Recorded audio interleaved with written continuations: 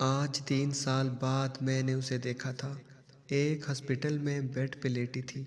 اسے دیکھ کر ساری پرانی یادیں تازہ ہو گئی۔ وہ میری گرل فرینڈ تھی۔ 6 سال تک ہمارا رابطہ رہا۔ اس دوران ہم نے صرف ایک دوسرے کو دیکھا تھا اور ہمارا رشتہ اس سے آگے نہیں بڑھا تھا۔ پھر میری شادی ہو گئی۔ میں نے سب اسے بتایا تھا۔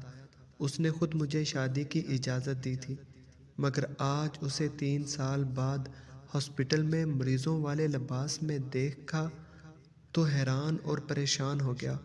اس کی چھوٹی بہن بھی مجھے جانتی تھی۔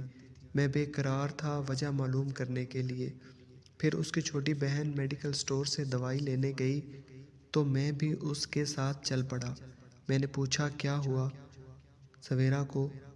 تو بہن بولی اس نے خودکشی کی کوشش کی ہے۔ کیا؟ مجھے شدید دکھ ہوا تھا، جیسے کسی نے میرا دل مٹھی میں پکڑ کر دبا دیا ہو۔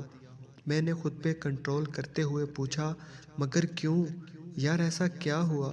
بولی اس کے بوائے فرینڈ نے اس سے شادی کرنے سے انکار کر دیا تھا اور سویرا یہ صدمہ برداشت نہ کر سکی اور اس نے یہ انتہائی قدم اٹھا لیا، مگر ابھی اس کی زندگی باقی تھی، یہ بچ گئی۔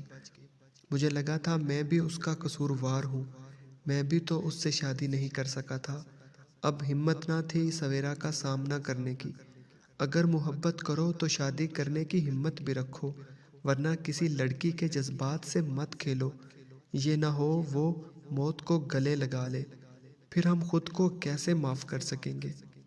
ویڈیو پسند آنے کی صورت میں چینل سبسکرائب کر دیں، لائک کریں اور کامنٹس کر کے ہمیں بتائیں آپ کو ہماری ویڈیو کیسی لگی۔